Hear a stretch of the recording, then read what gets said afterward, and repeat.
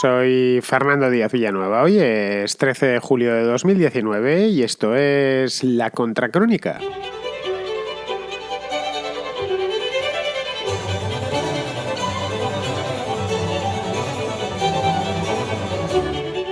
Bienvenidos a La Contraportada, el espacio de libros y literatura en general de La Contracrónica.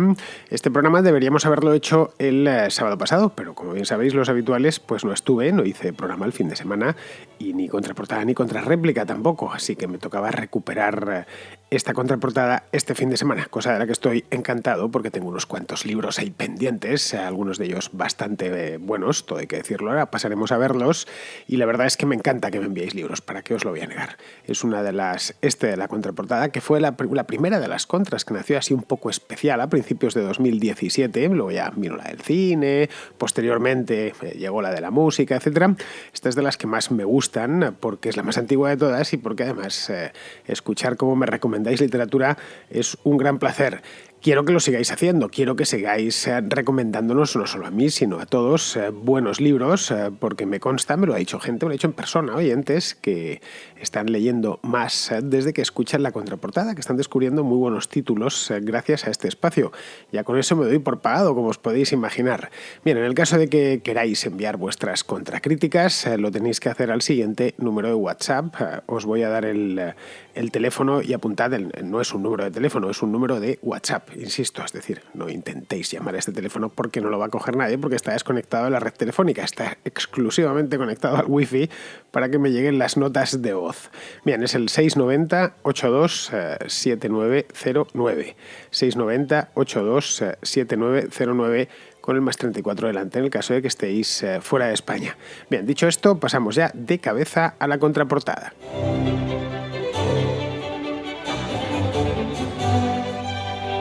Empezamos con Javier, que nos recomienda una novela rusa importante, no excesivamente conocida, esa es la verdad, pero importante, importantísima, una de las novelas rusas clave del siglo XX. Hola Fernando, quiero enviar una novela para la contraportada.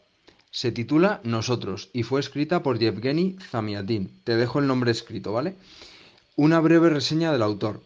Participó en la Revolución de 1905 al lado de los bolcheviques, hecho que le acarreó el destierro en Siberia, al término del cual se graduó en Ingeniería Naval y trabajó como constructor de barcos en Reino Unido.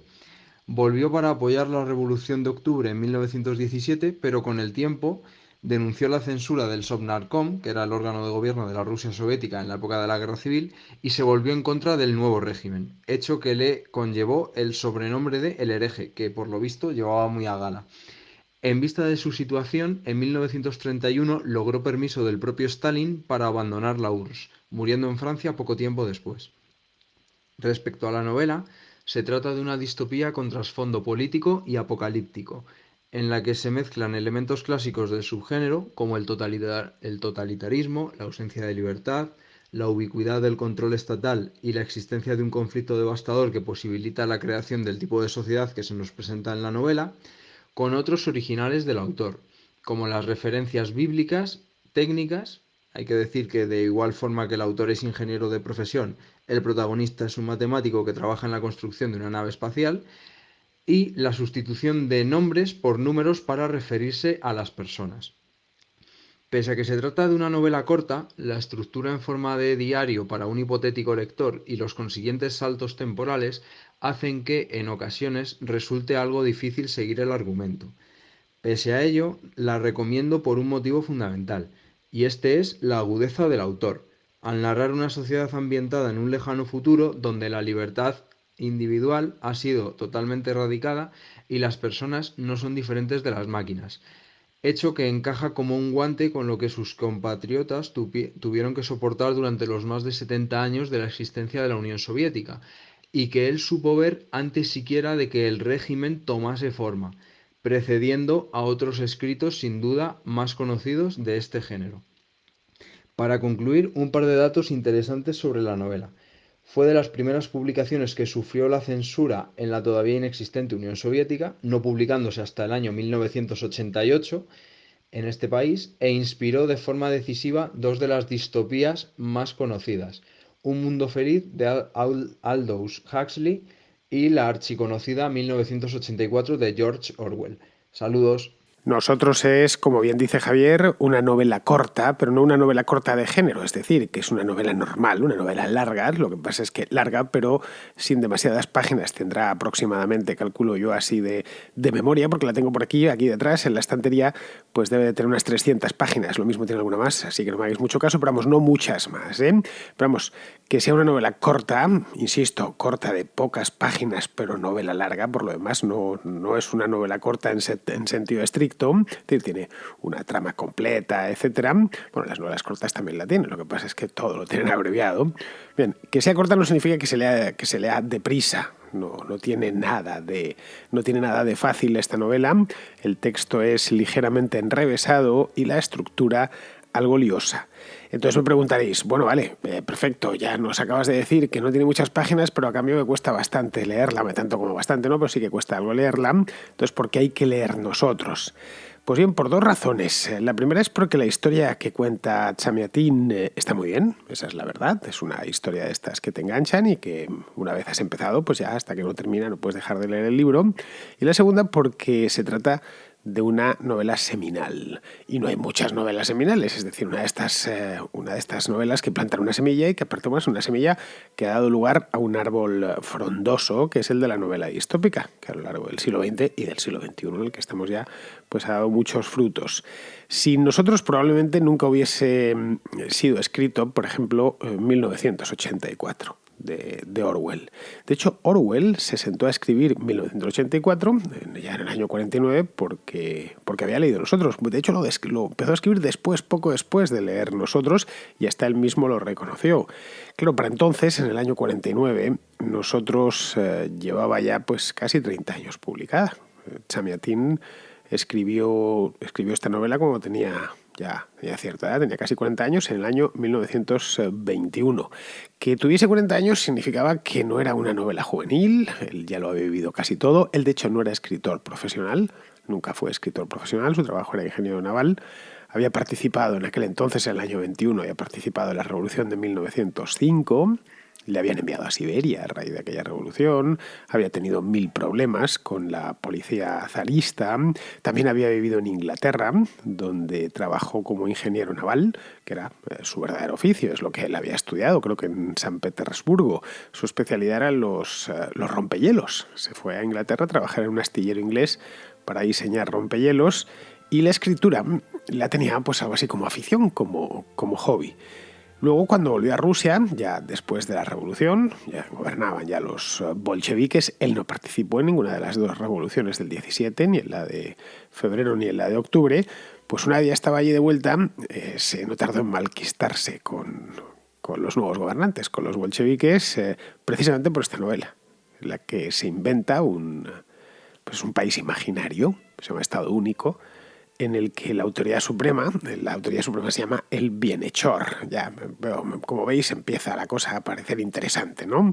Si os fijáis, todo tirano, especialmente los tiranos totalitarios, se tienen por bienhechores. Ellos hacen el bien, de hecho, tienen el monopolio del bien, y precisamente por eso, porque hacen el bien, se ven en la obligación de imponerse a todo el mundo. Pues el bienhechor gobierna el Estado único, en el que las personas no tienen ningún valor, no tienen de hecho ni siquiera nombre, como nos decía Javier, tienen un número como si fueran robots, que el Estado controla hasta cada milímetro de la vida de sus habitantes. Es un lugar, en definitiva, en el que el yo no existe, el yo ha desaparecido y solo existe el nosotros. De ahí el título de la novela.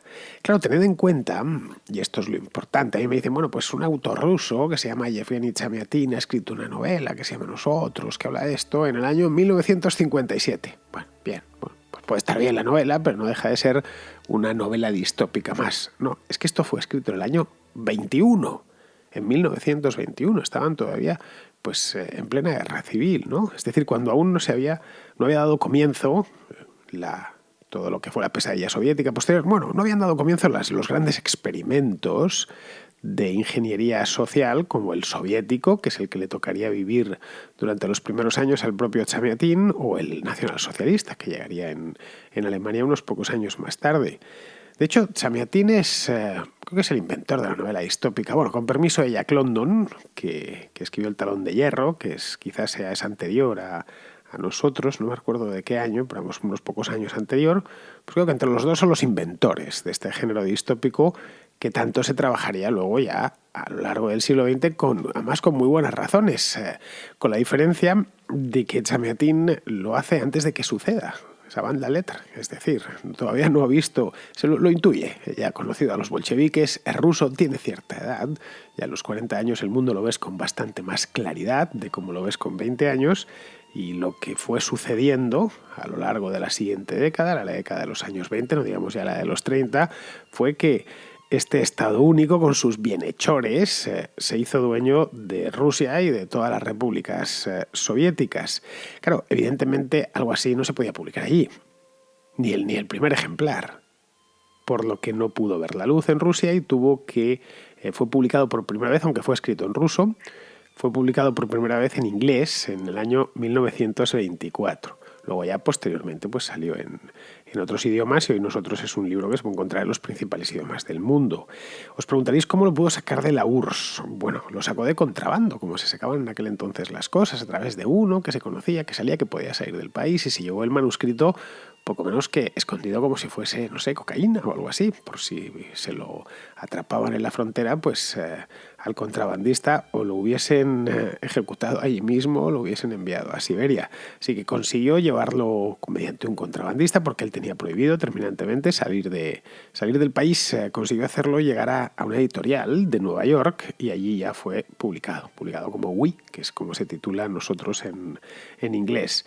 En la URSS, por supuesto, le hicieron el más absoluto vacío, una campaña tremenda contra él, y si no acabaron con él, es decir, si no le mataron, que hubiera sido lo normal en la Unión Soviética, en la Rusia soviética, el que discrepaba un poquito, le mandaban a hacer trabajos forzados a Siberia o a construir el canal del Mar Blanco, o le pegaban un tiro directamente, ¿no? Le mataban a palos en las salas de tortura de la Lubyanka.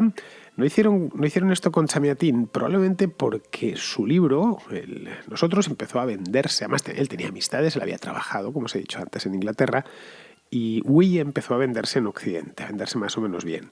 Claro, Stalin no quería meterse en problemas, es decir, sabía que si ejecutaba a Chamiatín, eso le estropearía la propaganda. Los dirigentes soviéticos lo hicieron mucho, hasta el final, ¿eh? Yo recuerdo siendo un jovencito de Andrei Sájarov, por ejemplo, que era el disidente más famoso de los años 80, salía a menudo por la televisión y decía, ¿cómo puede ser que a unos les estén administrando plomo y en cambio a Sájarov le dejen con vida? Bueno, porque no querían, sabían que Sájarov era un tipo muy famoso en Occidente y no querían más problemas. Es decir, no querían que sus propagandistas en Occidente se encontrasen con un problema gordo, como ver como una persona ilustre, en el caso de Sájarov era un científico, pues lo encarcelaban o lo mataban. Así que nada, estuvo viviendo unos cuantos años en la Unión Soviética hasta que Stalin le dejó marchar. Esto ya fue en los años 30. Se estableció en París y allí murió de pobreza, creo que la más absoluta pobreza, en el año 1937, en plena Gran Purga, curiosamente. Es decir, justo cuando en Moscú estaban celebrándose los grandes juicios, que fueron entre el año 1936 y 1938. Y era fantástico, esta historia de la Gran Purga es, vamos, fantástica, es horrorosa, pero ver cómo se hacían las confesiones delante del juez, ¿no? Todos reconocieron, sin excepción, entre lágrimas, los crímenes que el propio régimen se había inventado. O sea, realmente el Estado único que había creado, que había parido de su imaginación Chamiatín, pues se había convertido en realidad. Es decir, que había sido un profeta.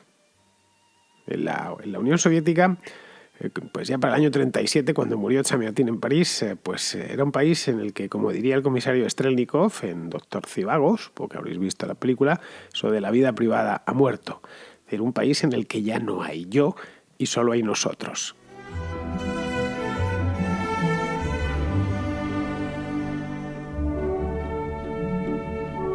Y de una novela rusa nos vamos a un novelón ruso, mejor dicho, dos novelones rusos. A falta de uno, pues nos trae dos y nos los trae exactamente Agustín. Hola Fernando, saludos a todos.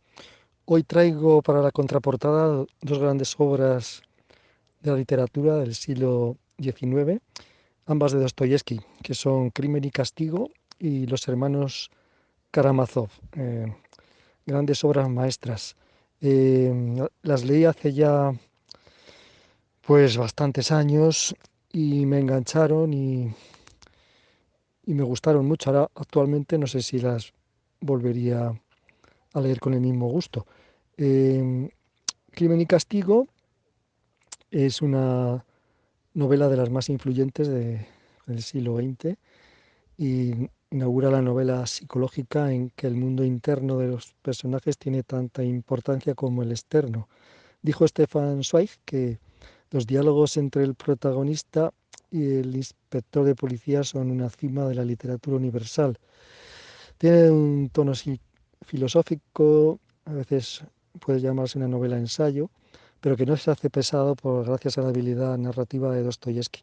Los hermanos Karamazov, su gran obra, que son más de 1000 páginas, que hay que tener valor para ponerse con ella, fue acabada 4 meses antes de su muerte, fue su última gran obra.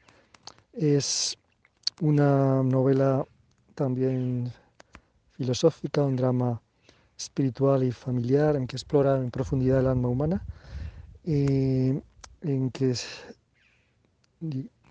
dicotomiza, explora la dualidad diabólica, angélica del ser humano.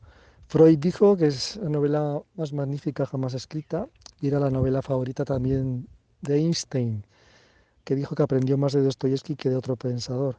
Eh, Os las recomiendo especialmente a los jóvenes y a personas que no conocen a Dostoyevsky y bueno, que espero que os enganchen y la disfrutéis como yo hice en su día. Dostoyevsky ya pasó por aquí hace tiempo y ya os comenté que había leído en su momento Crimen y Castigo, lo leí en el bachillerato, no por gusto, sino porque había que leerla porque sí, porque tocaba, pues estaba en la lista de lecturas de aquel curso y no sé, lo que no recuerdo es el curso exacto, no sé si fue segundo o tercero, de BUP quiero decir, pero vamos, recuerdo que me pareció larga y pesada, el Crimen y Castigo, la novela. Pensaba en aquellos momentos, no sé, en qué crimen habíamos cometido mis compañeros y yo para merecer semejante castigo de leer aquel tostón, aquel ladrillo que era tan largo. Y eso, curiosamente, que luego esto, Crimen y Castigo ha sido adaptado al cine, pues en multitud de ocasiones, no sé ni cuántas películas hay, por supuesto en Rusia, pero no solo en Rusia, también el cine americano ha adaptado esta historia, incluso trayéndosela al presente. Pues la historia de Raskolnikov está bien, pero no sé, quizá era demasiado densa la novela en sí para un chico de 16 años y ya desde ese momento quedé predispuesto contra el autor, contra Fyodor Dostoyevsky. Y esa es la razón por la cual nunca he leído ninguna otra obra suya. Y por supuesto, pues entre ellas está Los hermanos Karamazov, que es, como bien nos ha dicho Agustín, es la última novela que escribió antes de morir. Hace cosa de un año, es que no me acuerdo cuándo fue, puede ser un año, año y medio, más o menos. Pasó por aquí El idiota, recuerdo, y pasó también Los hermanos Karamazov. Y ya os comenté que me parecía el autor, que bueno, que es un genio, evidentemente, Dostoyevsky. Entiendo que os guste, porque está muy arriba, pero vamos, yo sinceramente, la verdad os lo digo, no puedo con él. Así que vamos a seguir, vamos con Borja, que nos trae un libro de Pérez Reverte. Hola, Fernando. Quería enviar una recomendación a la contraportada. He leído estas pasadas navidades El maestro de esgrima de Arturo Pérez Reverte y me ha gustado mucho. Es un libro finito, o sea, se lee más o menos rápido y de intriga y llega un momento que te mantiene en una tensión y con unas ganas de ver qué está sucediendo que no puedes dejar el libro. Lo iba a enviar, pero he visto que la contraportada hace unas pocas semanas ya envió otro oyente, uno de Pérez Reverte, y comentaste bastante sobre el autor. ¿Qué más comentar? Pues sí, es un autor que a mí me parece que escribe muy bien y tenía ganas hacía tiempo que no leía un libro suyo y cogí este del maestro de esgrima, que lo tenía por casa, y dije, a ver si... y me ha gustado mucho, ¿no? Luego también las novelas históricas o ambientadas en historia me gustan mucho porque además de que son, bueno, principalmente las de Arturo Pérez Reverte y muchas más, me gustan porque no solamente lo lees de una forma entretenida, sino que también te refrescan o te ayudan a aprender y entender la historia como sucedió. Pero yo no solamente voy leyendo, sino también pues nombran al general Narváez y digo, oye, ¿este quién fue? ¿No? Y Prim, tal. Entonces, el siglo XIX, que de la historia de España, pues es bastante turbulento y difícil, y bueno, pues también voy leyendo Wikipedia a la vez que el libro, ¿no? Eso lo hago con los libros normalmente. Y ya aprovecho también en este audio para decir que los libros de Ken Follett, que son muy espesos en número de páginas, pero es un autor que escribe bastante sencillo. Al final lo vas leyendo bastante rápido y no se te hace tan largo. Y también son novelas históricas y pues se mete bastante bien en las descripciones y en la historia, en los personajes, y a mí me gusta porque representa un poco cómo podía ser la sociedad y la vida en distintos momentos históricos. Un saludo y suerte con los programas y bueno, muchas gracias por ellos. Bueno, Borja, es que Pérez Reverte es muy bueno, esa es la verdad. Por aquí han pasado varios libros suyos. A ver qué piense así de memoria. No sé cuántos, pero han podido ser 4 o 5, ¿eh? Pues ha pasado La tabla de Flandes, eso sí lo recuerdo. Pasó Hombres buenos hace no tanto tiempo. Y naturalmente Las aventuras del Capitán a la Triste. Quizá me dejo alguno, pero vamos, estos 3 han pasado seguro porque estoy ahora mismo haciendo memoria. No sé cómo tratará la posteridad a Reverte, es decir, si le convertirá en un clásico o dentro de 100 años pues nadie hablará ya de Pérez Reverte, más que algún estudioso de la literatura española del finales del siglo XX y principios del siglo XXI. No, nadie lo sabe, ninguno tenemos una bola de cristal, pero vamos, sus contemporáneos, es decir, nosotros mismos lo estamos tratando bastante bien. El Pérez Reverte vende muchísimo, su obra se ha traducido parcialmente a otros idiomas y la verdad es que nos ha dejado historias fabulosas, eso para qué negarlo, y nos sigue dejando historias fabulosas porque Pérez Reverte es joven. Yo personalmente creo que está en su mejor momento, ahora mismo, su momento creativo más dulce, porque los escritores, a diferencia de los deportistas, ganan con la edad. Es decir, un escritor de 70 años es, si le funciona bien la cabeza y tiene salud, está en su mejor momento, mientras que un futbolista de 70 años, pues bueno, es un exfutbolista de 70 años que quizá, si se ha cuidado y se ha respetado un poco el cuerpo, pues quizá pueda estar de entrenador o de director deportivo, pero poco más. En cambio, un novelista está en su momento, en su punto álgido, en el punto cumbre de su carrera. Pérez Reverte ni siquiera tiene 70 años, creo que no las ha cumplido todavía, pero vamos, ya está en los 60 y tantos. Pero bueno, el hecho es que nos ha dejado y nos sigue dejando historias estupendas, como esta misma, que nos trae Borja, esta del maestro de esgrima, a la que hicieron, por cierto, una película que estaba a la altura de la novela. Película fantástica, si no la habéis visto es de principios de los 90, una película española con Homero Antonucci en el papel de Astarloa y Assumpta Serna en el de Adela. Assumpta Serna está estupenda en esta película, es una mujer elegantísima, lo era ya en los años 90 y por supuesto lo sigue siendo ahora. Respecto a lo que comentas de la novela histórica, yo siempre he pensado que es una manera excelente de aprender historia, posiblemente la mejor manera de aprender historia. Leer novelas históricas, incluso mejor que ver cine histórico. Ver cine histórico, pues la verdad es que se pasa rápido, que es hora y media, ¿no? Hora y 3/4, mientras que una novela te sumerge mucho más en la historia. A ver, es imposible no leer las memorias de Adriano de Yourcenar o estar leyendo las memorias de Adriano y no hacerte preguntas sobre el propio Adriano, sobre el emperador, sobre su época, sobre el Imperio Romano y demás. O cuando lees los episodios nacionales de Galdós, que no deja de ser novela histórica, pues no puedes evitar consultar quiénes eran de verdad los protagonistas. No sé, estás leyendo Trafalgar, qué sé yo, empiezas a ver pues, qué pasan por ahí, por delante, Villeneuve, Churruca, etc.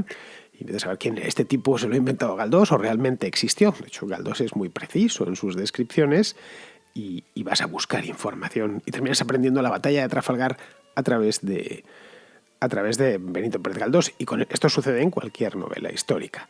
Bien, vamos a seguir, vamos con Martín, que nos recomienda un cómic, uno de Batman concretamente. Y el cómic que quiero recomendarle para la contraportada se llama Batman, el retorno o el regreso del Caballero Oscuro, de Frank Miller y Klaus Hansson, un alemán.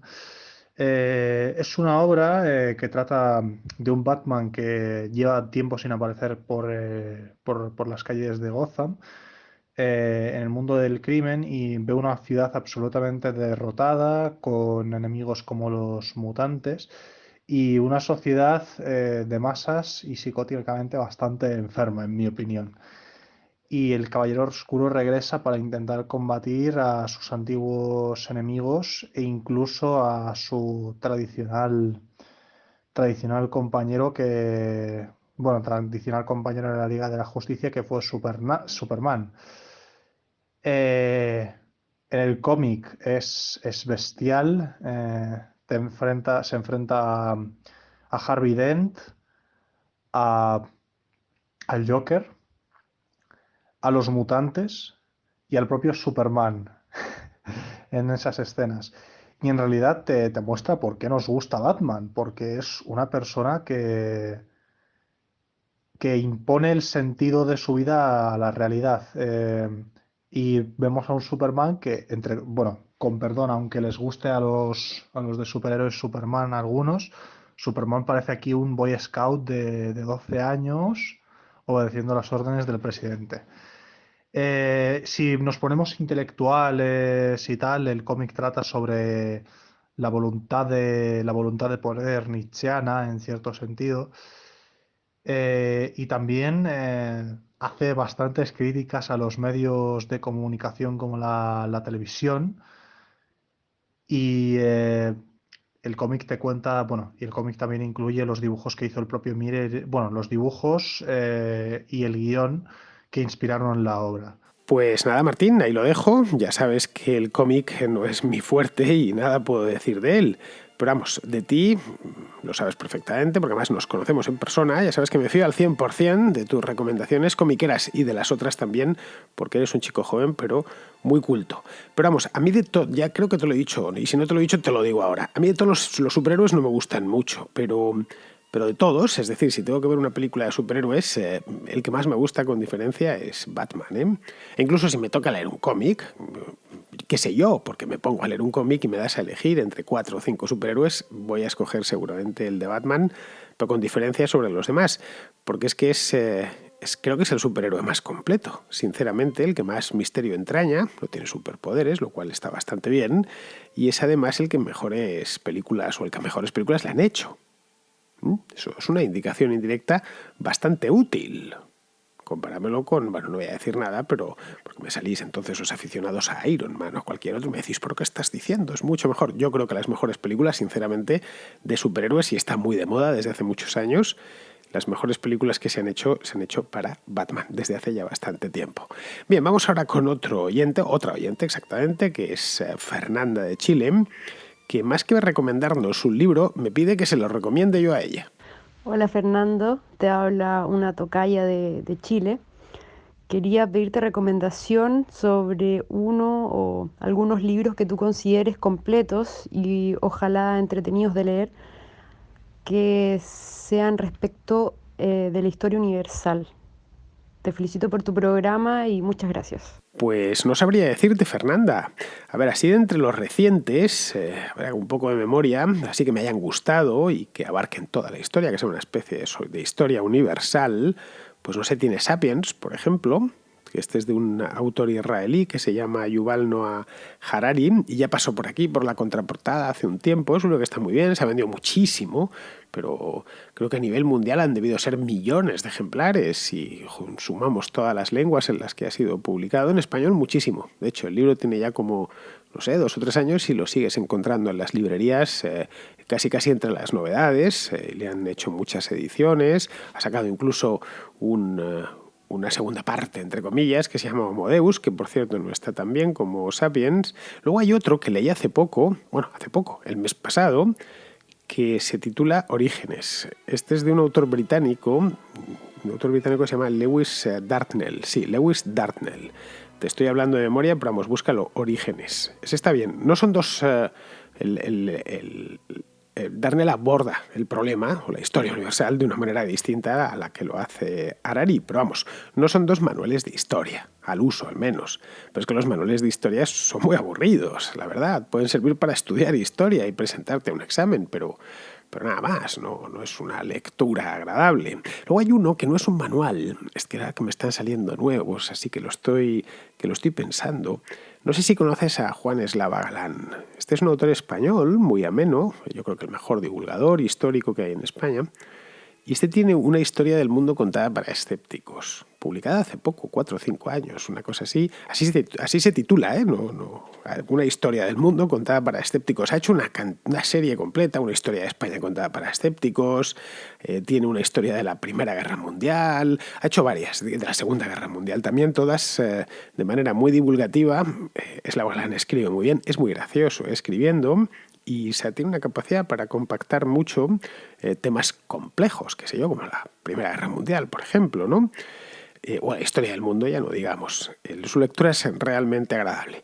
Bueno, me he apuntado aquí los libros que te acabo de decir y te dejo los enlaces en mi web. Mi web es diazvillanueva.com, en la entrada del programa de hoy, que es exactamente el número 57 de la contraportada. Encontrarás la contraportada, según entras en diazvillanueva.com, pues en la columna de la derecha, la página web tiene 2 columnas, debajo justo del reproductor de la contracrónica, que tengo incrustado en la página.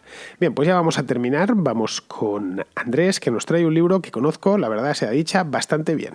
Quiero recomendar para la contraportada un libro que leí hace poquito, que me parece que todavía no pasó por acá, pero bueno, intuyo que lo conoces.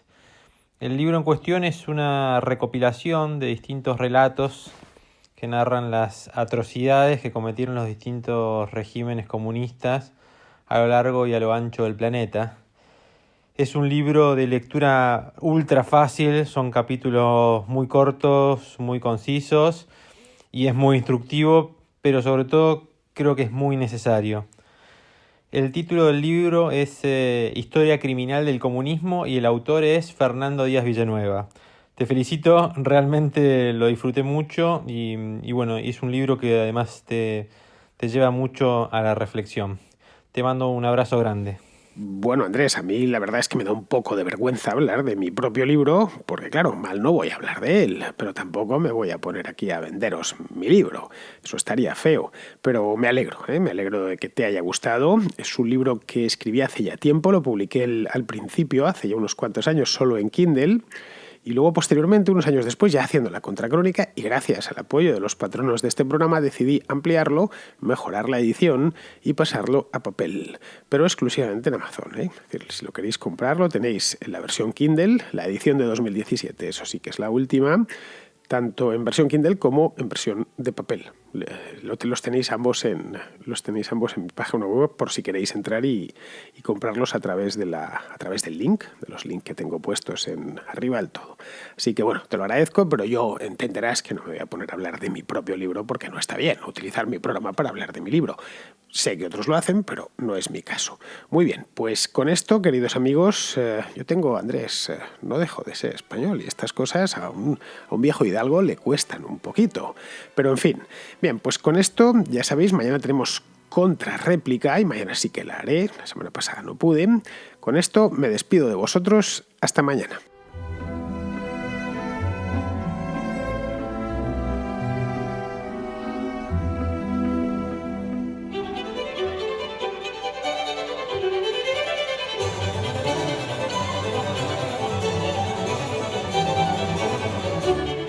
La Contracrónica y la Contrahistoria son 2 programas de radio independiente que existen gracias a sus oyentes. Si te gustan, puedes patrocinarlos. Lo puedes hacer de 2 maneras, a través de patreon.com/diazvillanueva o instalando la aplicación de iVoox en tu teléfono y pulsando la tecla Apoyar. Solo por ser patrono podrás escuchar El Contrapunto, un programa musical distinto a todos los demás. Pero, sobre todo, hazte patrón para que la Contracrónica y la Contrahistoria se sigan emitiendo por los siglos de los siglos. Amén.